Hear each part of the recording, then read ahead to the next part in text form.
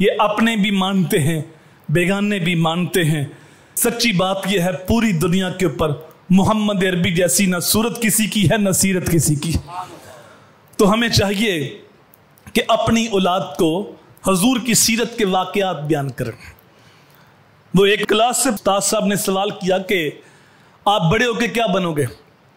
تو کسی نے کہا کہ میں بڑا ہو کے ڈاکٹر بنوں گا، کسی نے کہا میں نے بڑا ہو کے انجینئر بننا ہے، کسی نے کہا میں جج بننا ہے۔ ایک بچہ بڑے وقار کے ساتھ بیٹھا تھا تو سر نے کہا بیٹا آپ بتاؤ آپ کیا بنو گے؟ تو اس نے بڑے وقار کے ساتھ کہا سر میں بڑا ہو کے صحابی رسول بننا ہے۔ تو سر نے کہا بیٹا وہ کیسے؟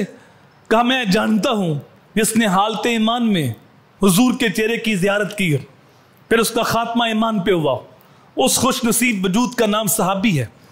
لیکن یہ سعادت تو مجھے نصیب نہیں۔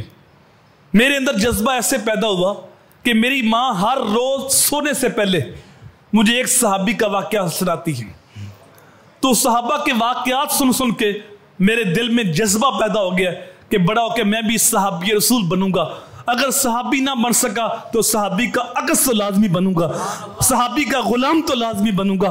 اللہ اکبر۔ میرے بھائی، اگر مائیں اس ذمہ داری کو پورا کریں کہ اپنے بچوں کو بٹھائیں اور حضور کی سیرت کے واقعات بیان کریں، باپ اس ذمہ داری کو پورا کریں، اپنی اولاد کو بٹھائیں اور حضور کی سیرت کے پیارے واقعات اپنے بچوں کو سنائیں، تو پھر بچوں کے دل میں یہ جذبہ پیدا ہوگا کہ بڑے ہو کے ہم نے بھی حضور کا غلام ہی بننا ہے، ہم نے بھی حضور کے نقش قدم پہ چلنا۔